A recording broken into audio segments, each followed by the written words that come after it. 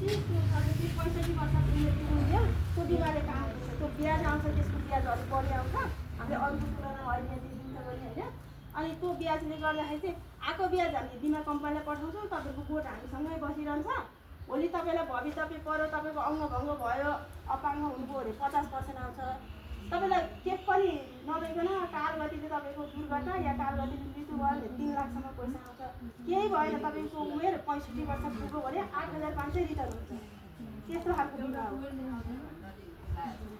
अनि तपाईँले पटक पटक गर्नु सक्दैन जस्तो 8,500 एकचोटि राखेपछि तपाईँले ढुक्काले बसे हुन्छ 65 बिमा भइरहेको सुरक्षित अनि के पनि भयो भने तपाईँको कोट पनि छैन केही भयो भोलि भवितव्य भयो भने जस्तो तपाईँ एउटा हामी भने निम्न स्तरको परिवार हो होइन निम्न स्तरको परिवार हामीलाई एउटा 2 लाख 3 लाख हामीले संस्थामा लोन दिइरहेको छौँ अब बिमा गऱ्यो भने त भोलि तलमाथि भएर सदस्यको मृत्यु भयो भने बिमाले त त्यो लोन तिर्दियो नि त सदस्यलाई त ऋणी भएन ऋणमा जोखिम भार पनि भएन बिना जित हामीले 2 लाखसम्म समूह अन्तरसम्म जग्गामा लगानी गरेको उता 2 लाख लोन पनि थियो 1 लाख चाहिँ घर खर्च चल्यो नि त्यो छोरालाई भार त परेन नि आखिर यो बिमा गरेपछि मरेपछि किन यो मरेपछि हामीलाई किन चाहियो भन्छ क्या सदस्यले यो घर पनि हामी सम्झेर आउँदैन मरेपछि लान्छौँ त छोरा छोरी राम्रो होस् भनेर गरे हो नि एउटा हो त्यो पनि बच्चा बच्चीको भविष्यको लागि राम्रो हुन्छ तपाईँले नबुझे हो नि अब यति गर्दा बुझ्नुभयो होला होइन त्यो बोट मर्दैन ब्याजले तपाईँलाई बिमा हुन्छ अनि त्यो 8,500 राखेर ब्याज गर्ने सदस्यले चाहिँ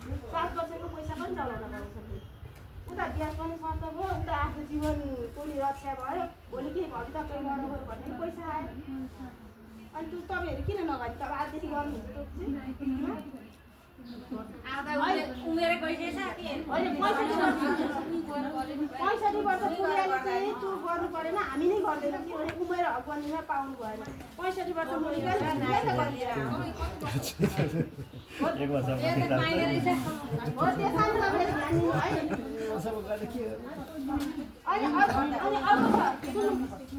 अर्को चाहिँ संस्थाले आपतकालीन कोष राखेको छ तपाईँलाई थाहा छ 100 रुपियाँ तपाईँको समूह बचतबाट चाहिँ अहिले 2 वर्ष भयो हामीले राखेको साउनमा केन्द्र गरेर राखेका छौँ साउनमा 100 रुपियाँ तपाईँको समूह बचतबाट पैसा निकालिन्छ त्यो हामी साधारण सभामा 2-3 वर्ष भयो निर्णय गरेरै लागू गरेको कुरा हो तपाईँहरू 100 रुपियाँ निकालिन्छ धेरै सदस्यले 100 निकाल्दा एउटा कोष बन्यो त्यो कोषबाट चाहिँ जसलाई अप्ठ्यारो पर्छ जस्तो त्यो सदस्यकै मृत्यु भयो 5,000 हुन्छ श्रीमानको मृत्यु भयो 2500 एका घर परिवारको मृत्यु भयो के भयो भने हामी भेटघाट गर्ने कार्यक्रम राखेका छौँ अनि त्यही अन्तर्गत त्यो 100 रुपियाँ राखेर अन्तर्गत चाहिँ अनि 10वटा प्राणघातक रोग लाग्यो भने 10,000 पैसा तपाईँले फिर्ता नगर्ने त्यो चाहिँ हस्पिटलको रिपोर्ट सहित पठाउनुपर्छ फिर्ता नगर्ने गरी त्यो पनि व्यवस्था छ है यो 100 रुपियाँ राखेर यसलाई चाहिँ आपतकालीन कोष भन्छ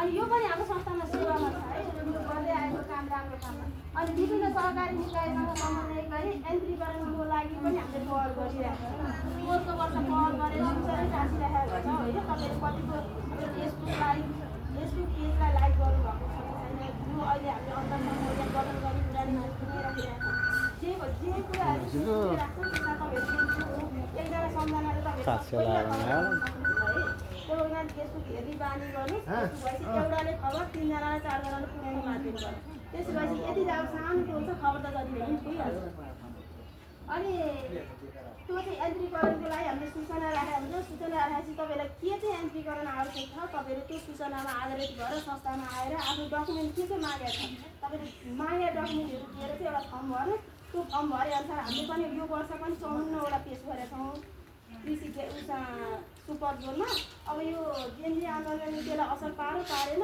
अहिलेसम्म केही खबर आएको छैन आयो भने हामीले बोलाएर खबर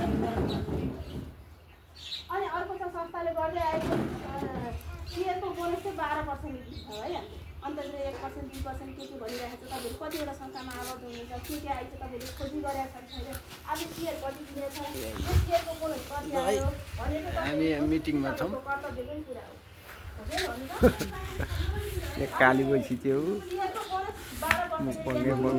काली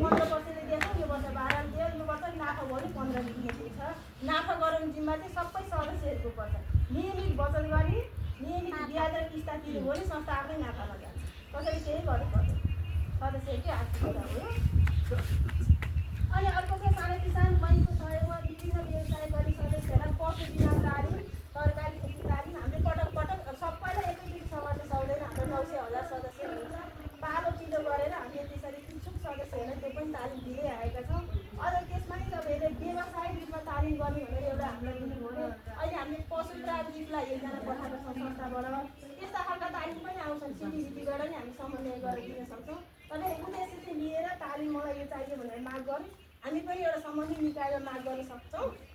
कार्यालयबाटै पहल गर्न सकिन्छ। पहिला कुरा तपाईँहरूबाट आउनु पर्यो है।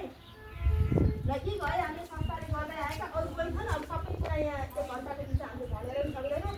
यति कुरा बुझ्नु हो भने यति नै काट्नु भयो है।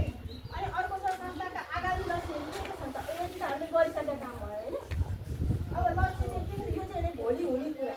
भोलि चाहिँ के गर्न सक्छौँ भने हाम्रो पनि दिमागमा मनस्थिति बनाउनु पऱ्यो। यति चाहिँ गर्न सक्छौँ, यो कुरा हामी पहल गर्छौँ, यसो गरेदेखि संस्थालाई राम्रो हुन्छ भनेर गर्ने कुरामा चाहिँ संस्था सञ्चालनका लागि सेयर बचत तथा लगानी असुविधा वृद्धि गर्नु पर्यो। खराब सुनाउनु पर्यो नि त बुढीले। सेयर चाहिँ बढी राख्नु पर्यो। अनि प्रत्येक सदस्यले 10,000 सेयर किन्नु भन्ने हाम्रो ऋणको कारोबार गर्ने त अनिवार्य किन लागिरहेको छ अहिले होइन। ऋण नलिनेहरूले नै सेयर चाहिँ अहिले तपाईँको 1,000 भन्दा कसैको नहोला सम्भव 1,000 1,200 भन्दा तपाईँले कम्तीमा नि 5,000 10,000 चाहिँ सेयर बढाइदिनु भयो भने संस्थालाई यो पनि एउटा राम्रो पर्छ है। सेयर अनि बचत नियमित बचत बचतमा 200 500 कति सक्नुहुन्छ सम्भवमा आबद्ध रह्यो। तपाईँले ऋण गरेर बचत गर्नु पर्दैन। आएको आम्दानीबाट खर्च घटाएर बाँकी भएको रकम बचत गर्नु पर्छ। त्यसो गर्दा 200 रुपियाँ ती संस्थालाई दिनुहुन्छ है। अनि अर्को हाम्रो कार्यक्षेत्र विस्तार भनेर यो पनि सदस्यलाई हामी साधारण सभामा प्रत्येक पटक जानकारी गराइदिइरहेका छौँ। यो अहिले पनि साधारण सभा सुन्न थुकाउनु हुन्छ भनेर यो कुरा जानकारी गराएको।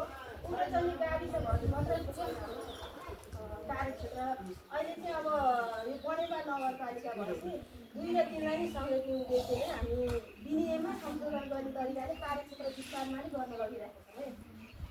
अनि सदस्यलाई व्यावसायिक रूपमा काम गर्नका लागि 60% सहुलियत गर्न माग गर्ने। अहिले भनिहालेँ 3% पैसा हामीले यहाँ लगानी नै गरिसकेको पैसा हो। अब पनि फेरि त्यही पैसाको लागि हामीले पटक पटक माग गरिरहेका छौँ। तपाईँको व्यवसाय फर्म दर्ताहरू छ भने बिरामी हामीसँग दिइराख्नु। हामीले माग गरेर हामी उतातिर पठाउन पायो भने फेरि त्यो पैसा नै आउँछ क्या। अनि अर्को छ ऋण बिमा तथा न्यायाधीश 18 वर्ष पुगेकाको अघि नै भइहाल्यो। कोर्टले लागु गरे हो। हाम्रो 2-3 सदस्यले गरिसक्नु भयो न्यायाधीशमा। तपाईँहरू कोही बाँकी हुनुहुन्छ भने यसमा गरिहाल्नु है। अनि अर्को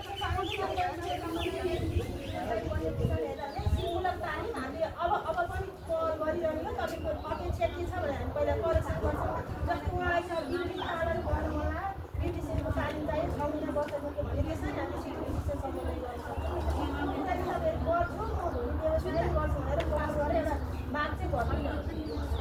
अनि पशुपालन त्यही पशु सम्बन्धी भेटनरी सम्बन्धी हुन्छ नि कृषिमा आधारित हामी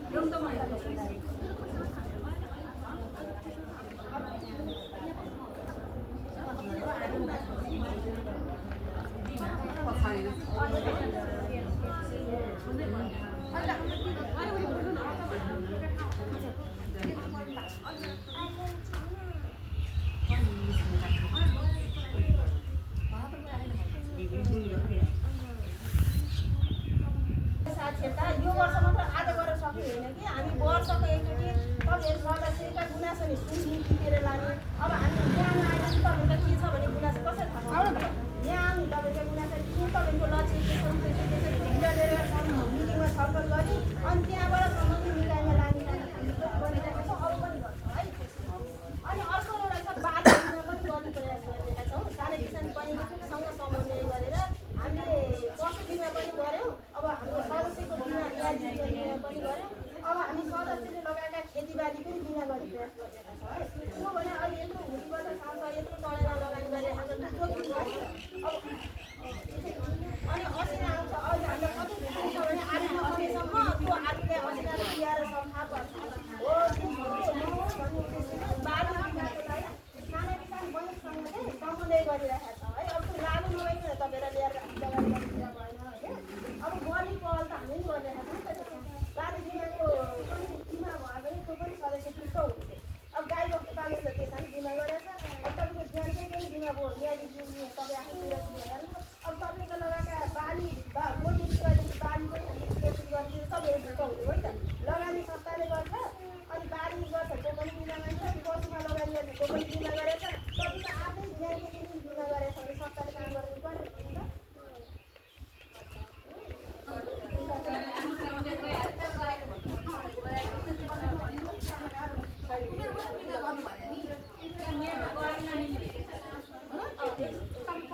बचतका प्रकारहरू बचत 8, बाल बचत 7, आर्थिक बचत 6, न्यूनतम बचत 8,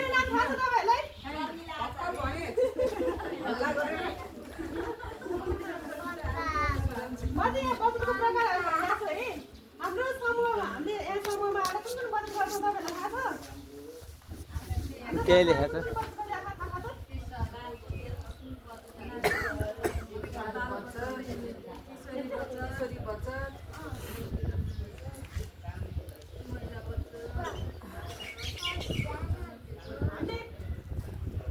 मासिक रूपमा सबै समूह बचत भनेर हामीले गरिरहेको छौँ।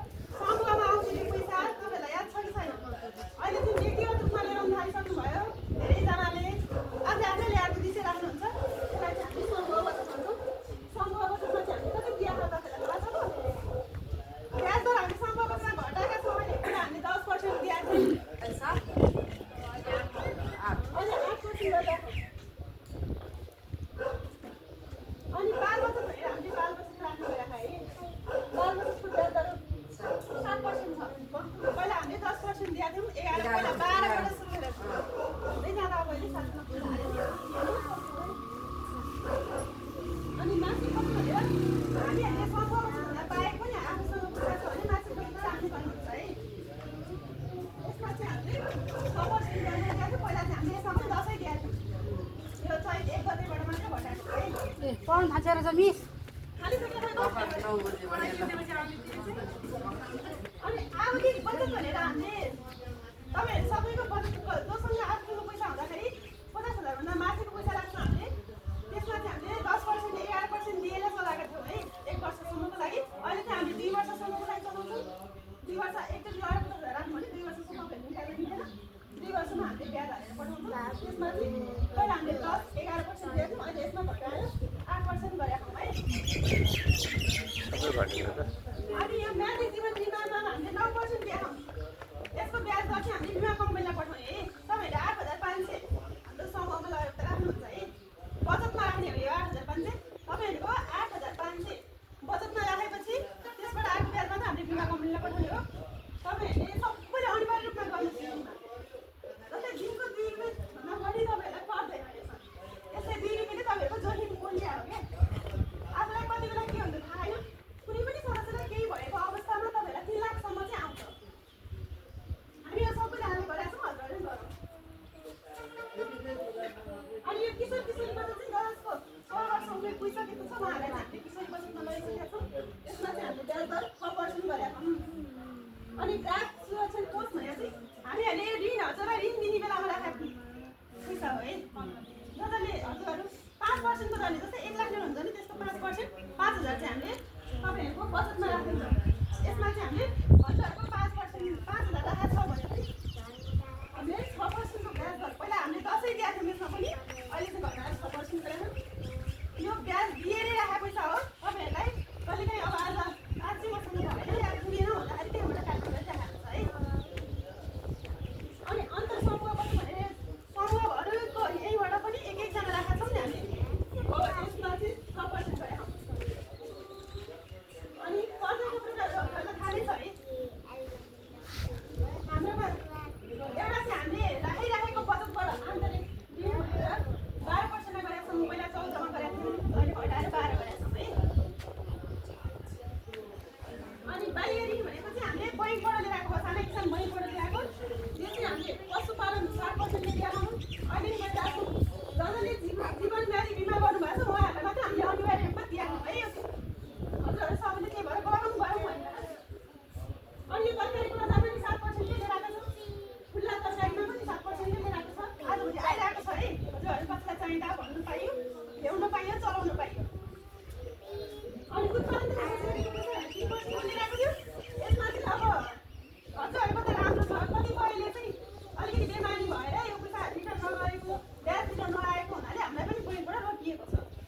अब यसलाई कन्टिन्यू गर्न सक्यो भने हजुरहरूले नै पाउनु है। हजुरहरूले यसमा चाहिँ नबुझेको के छ? ऋणको बुझ्नुभयो? ऋण र बचत सब बुझिसकेँ। नबुझ्यो नि मैले भिडियो खिचेको छ बेलुका हेर्छन्। सरकारको ऋण मिलाइरहेको छ संस्थाले त्यो चाहिँ बुझ्नुपर्छ। अनि है हामीहरूकै बजेटबाट हामीले राखेको पैसालाई हामीले संस्थामा राखिरहेको पैसालाई हामीले हजुरलाई दिन्छौँ, त्यसमा हामीले 12% ब्याज दर लिएर दिएका छौँ है। अनि बैङ्क सानो किसान बैङ्कबाट लिएर आएको ऋण छ नि, त्यो चाहिँ बाहिर ऋण होइन, सानो किसान बैङ्कबाट लिएर आएको यहाँ ल्याएर हामीलाई उहीबाट 7% दिनु है सदस्यलाई भनेर तोकेर दिएर पैसा पशुपालन गर्नेहरूलाई पशुपालनमै दिएका छौँ, तरकारी खेती गर्नेहरूलाई तरकारी टोडर गर्नेहरूलाई टोडर फोन आयो। हामीले 3%मा दिएका छौँ। यो चाहिँ रोजगारी जस्तो चाहिँ दर्ता गरेर चलाउँछ हामी। अनि पशु पाल्नेहरूको लागि चाहिँ 7% हो। यसको चाहिँ अगाडि 42 हुन्छ है।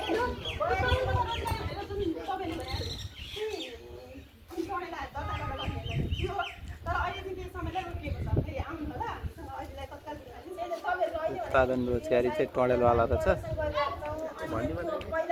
भन्ने साथ लिमिट 13-14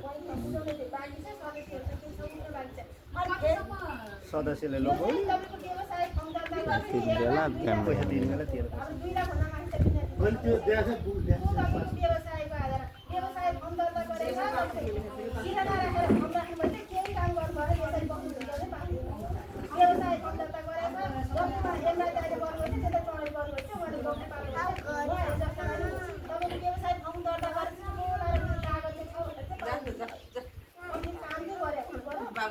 पशुपालनको चाहिँ लगानी चाहिँ 7% हुन्छ होइन। त्यो चाहिँ 42 महिनामा किस्ता दिनुपर्छ, मासिक ब्याज दिनुपर्छ, 3 महिनामा किस्ता दिनुपर्छ, 42 महिनामा सकिन्छ त्यो पैसा है। अनि अर्को छ टोडर बनाउनेहरूको लागि पनि त्यो पनि 42 महिनासम्म टोडरमा पनि खर्च हुन्छ नि त है, अलिक बढी लगानी पर्छ त्यसलाई। अनि अहिले पशु किन्न जान्छ एउटालाई 2 लाख 3 लाख हुन्छ, त्यसलाई ठुलो लगानी पर्नु भएको हुनाले त्यसलाई 42 महिनाको लामो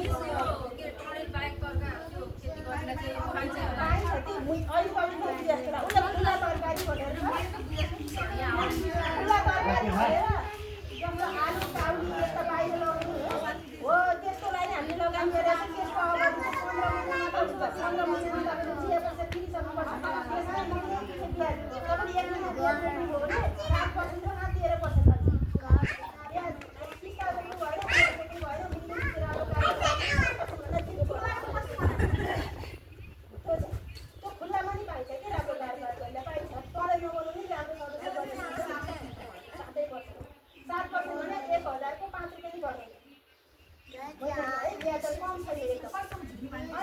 यो पैसा चाहिँ हामीले यो मात्र दिनु हो। तपाईँले सरकारमा अर्को त्यो 12% को तपाईँले हेर्दै यहाँ कतिवटा शिक्षामा हामीले ब्याज दिइरहेको छ, त्यही पैसा जम्मा गरेर हिँडेर लगानी गर्ने हो। यसलाई आर्थिक पैसा भनिन्छ होइन।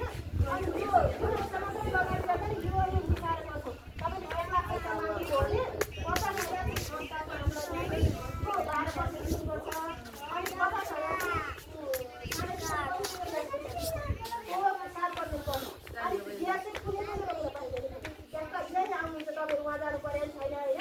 त्यस्तो मिसाउँदा सबैजना यसै गरी बस्नु हामीलाई खुसी लाग्छ नि त। अन्त सबैजना उँभो आउनुभएको छ जस्तो हामी एकजना आउँदा त के दुःख हुन्छ, तपाईँ उहाँ जाँदा कति दुःख हुन्छ भन्नु। अनि सबैजना उठाएर ब्याज किस्ता सबैको फीबाट लिएर जान्छ। सबैजना यहीँ आउनु अन्त समिति रामेश्वर फोन गरेको रहेछ यार। रामेश्वर जानु छ अनि तपाईँ बसेको ल ल टाढा मान्छे भर्खर आइपुग्यो। अब एउटा यहाँ कथा छ, ऋण सम्बन्धीकै कथा छ है। कतिले बुझ्नुहुन्छ उहाँले हजुर तपाईँ पढ्नुहुँदैन? कथा सुनाइदेऊ, बढी सुनाइदेऊ सबैले। होइन ऋण भनेर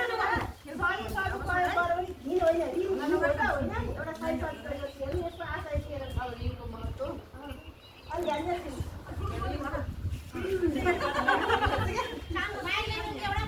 ऋणको महत्त्व एउटा गाउँमा 2 जना कर र फसादहरू रहेछन्।